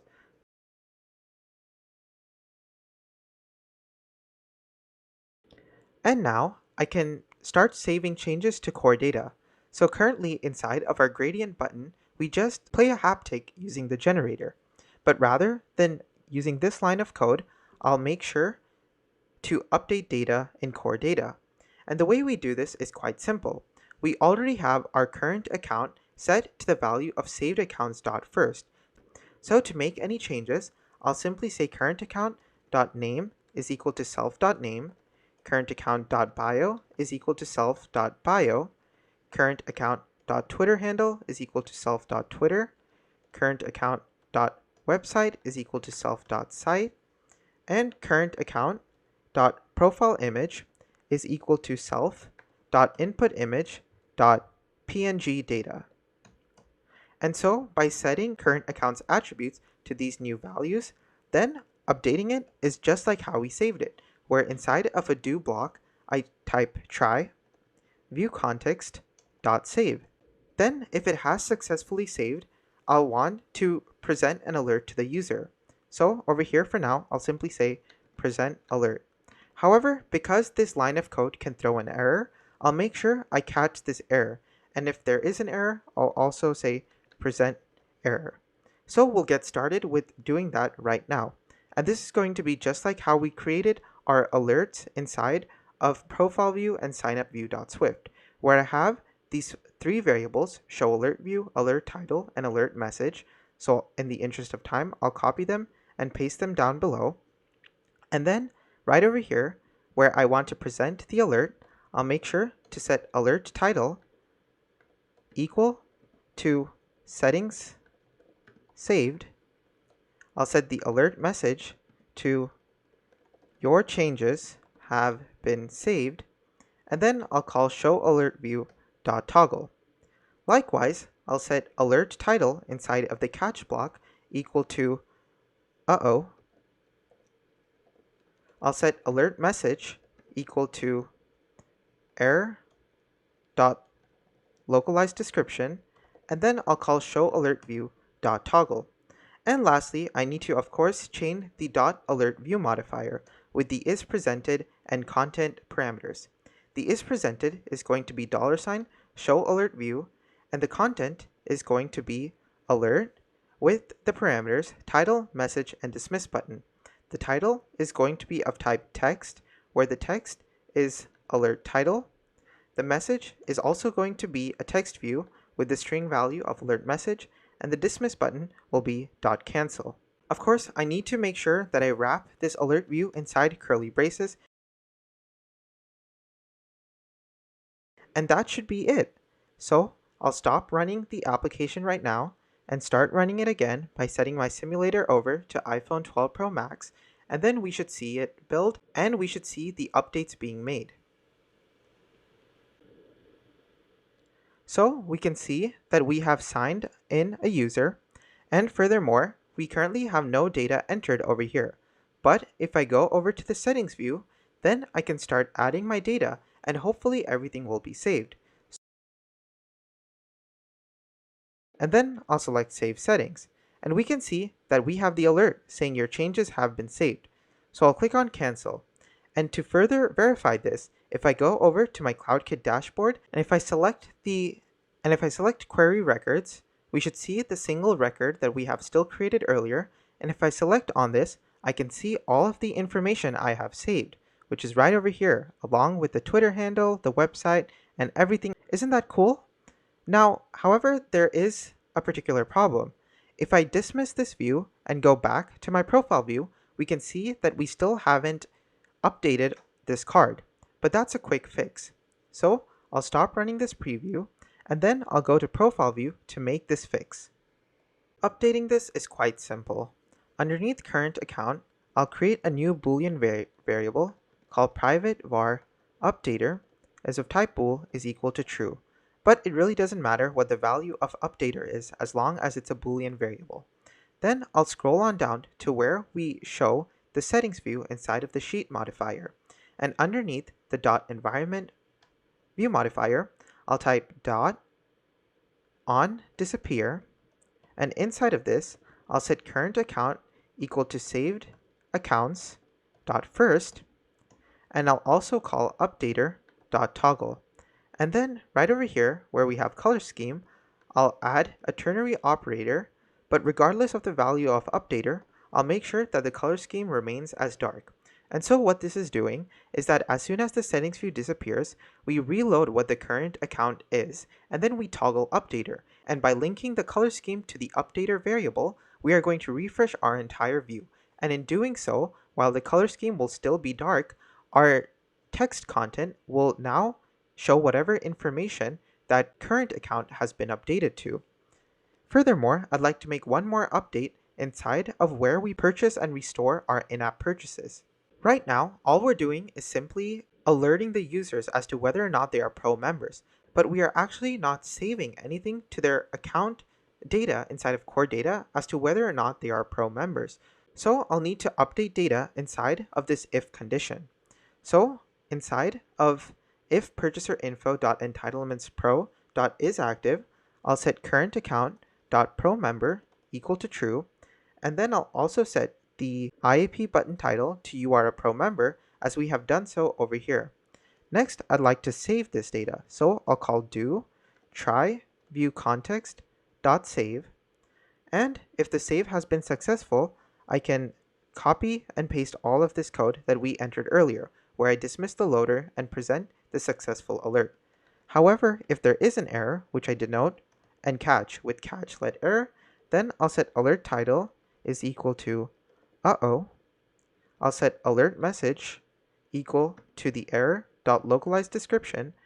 I'll call show alert view dot toggle, and of course I'll need to set show loader is equal to false to stop showing the loading indicator. Similarly, I have to do the same over here, where if I restore a transaction, I need to make sure that before I restore a transaction, I make sure to set current account dot pro member is equal to true. Then I'll call do try view context dot save, and if the view context has been saved, that means that the user is a pro member. So I'll copy all of this code with the IAP button title, and then I'll paste it right over here.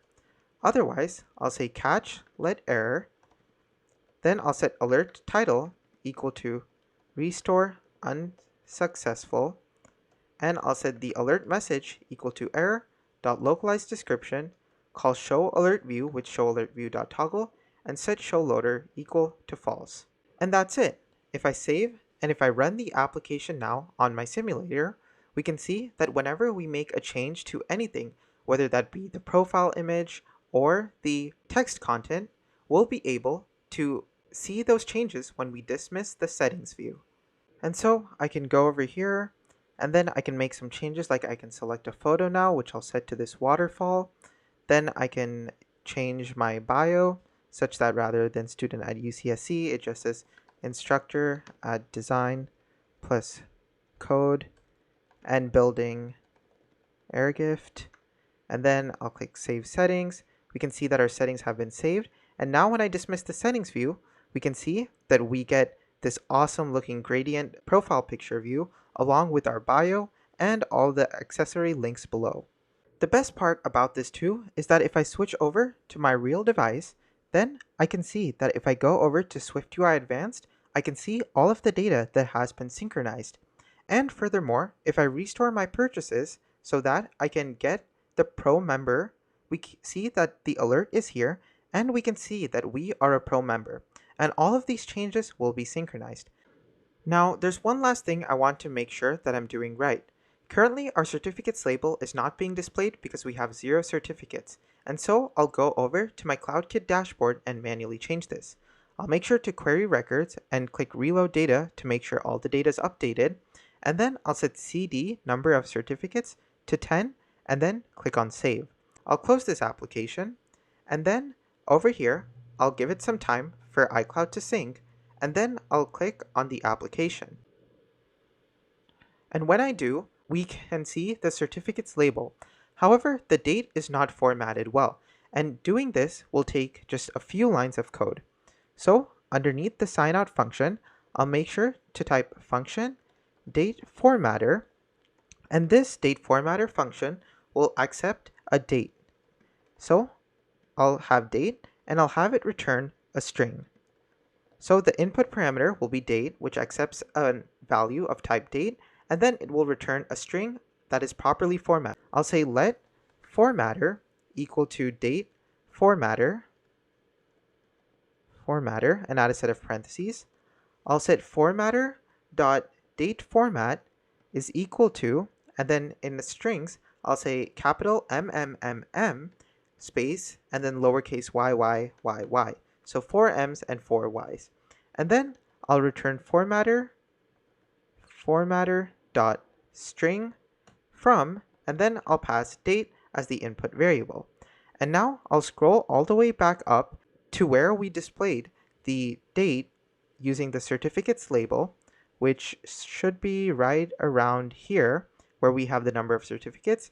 And instead of showing current account dot user since question mark date, I'll wrap all of this inside another set of parentheses, and right before this, I'll type date formatter. And that's all.